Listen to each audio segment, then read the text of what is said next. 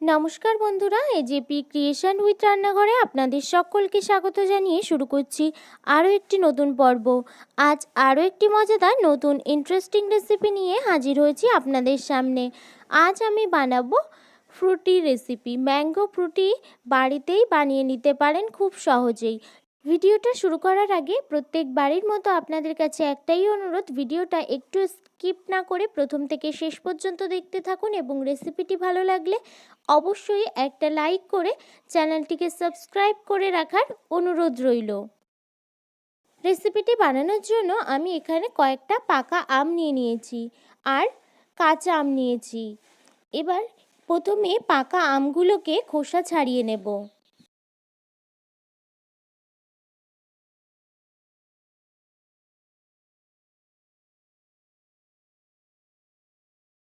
এই পর্যায়ে একটা আমের কিন্তু খোসা ছাড়িয়ে নেওয়া হয়ে গেছে।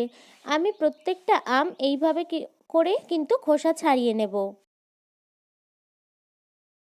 এইভাবে করে একটা আম নিয়ে এইভাবে ছুরির সাহায্যে কিন্তু কেটে নিতে হবে।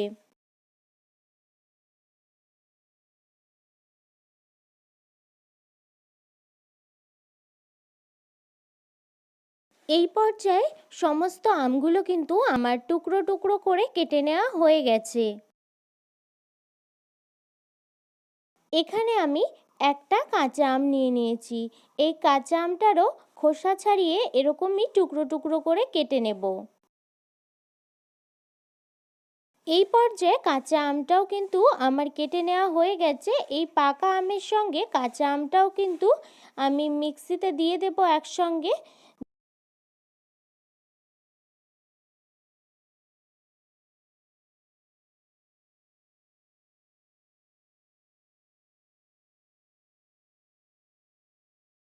এই পর্যায়ে কাঁচা আম ও পাকা আমের টুকরোগুলো একসঙ্গে মিক্সির মধ্যে দিয়ে দিয়েছি। এবার এটা মিক্সিতে পেস্ট করে নেব। এই পর্যায়ে কিন্তু আমের পিউরিটা আমার বানিয়ে নেওয়া হয়ে গেছে। এই আমের পিউরিটা এবার একটু কিন্তু জাল করে নিতে হবে।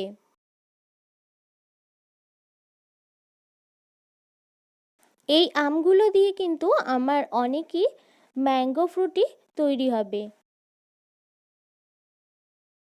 এই পর্যায়ে আমি এখানে কড়াই গরম হতে বসিয়ে দিয়েছিলাম আগে থেকে। এখানে কড়াইটা আমার গরম হয়ে গেছে। এবার আমের পিউরিগুলো দিয়ে দিচ্ছি।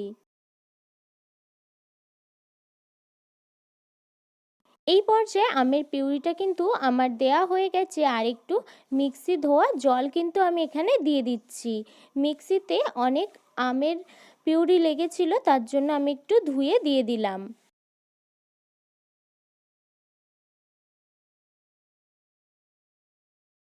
আমগুলো কিন্তু যথেষ্ট মিষ্টি, তাই জন্য আমি এখানে খুব বেশি চিনি দিচ্ছি না।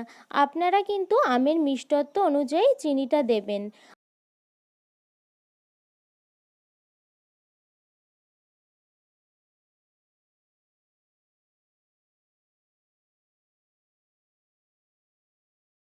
দেখুন বন্ধুরা, এই পর্যায়ে কিন্তু আমের পিউরিটা ফুটতে শুরু করেছে আর এখানে কিন্তু অনেকটাই ঘন হয়ে এসেছে।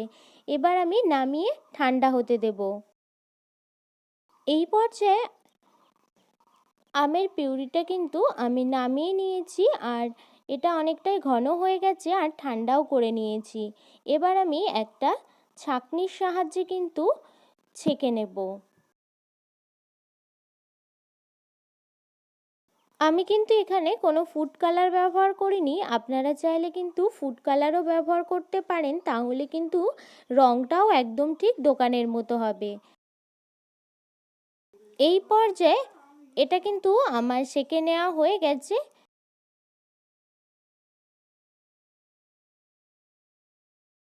এবার আমি এটাতে পরিমাণ মতো জল দিয়ে দেব। জল দিয়ে কিন্তু পাতলা করে নেব, ঠিক দোকানের যেমন বিক্রি হয় পাতলা, সেরকম পাতলা বানিয়ে নেব।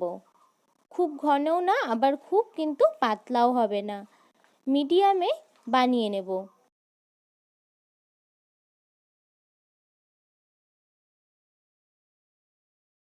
আপনারা দেখে বুঝতেই পাচ্ছেন আমি এখানে কতটা ঘনত্বের বানিয়ে নিয়েছি। এখানে এই ফ্রুটির স্মেলটাও কিন্তু ঠিক দোকানের মতো।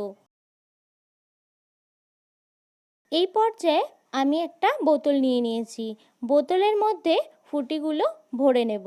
এখানে আমি 3টে বোতলে ফ্রুটিগুলো ভরে নিয়েছি। এখানে কিন্তু আমার 4.5 লিটার 5 লিটারের মতো ফ্রুটি হয়েছে।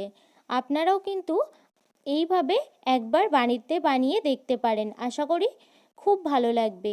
এই ফ্রুটি কিন্তু খুবই টেস্টি, ঠিক দোকানের মতো একদম। খুব সহজেই কিন্তু এইভাবে বাড়িতেই ফ্রুটি বানিয়ে নিতে পারেন। আমার এই ম্যাঙ্গো ফ্রুটি রেসিপিটি যদি আপনাদের ভালো লেগে থাকে তাহলে অবশ্যই একটা লাইক করে দেবেন এবং কমেন্টের মাধ্যমে জানাবেন আমার এই রেসিপিটি আপনাদের কাছে কেমন লেগেছে, এবং বেশি বেশি করে শেয়ার করে আমার পাশে থাকবেন, আমাকে আরও উৎসাহিত করবেন।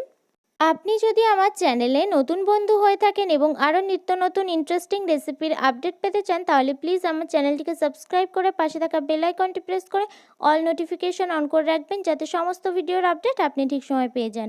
আজ এই রেসিপিটি এই পর্যন্তই। আরও একটি মজাদার নতুন কোনো ইন্টারেস্টিং রেসিপি নিয়ে আপনাদের সাথে দেখা হবে আরও একটি নতুন পর্বে। সবাই সুস্থ থাকবেন, ভালো থাকবেন এবং সাবধানে থাকবেন।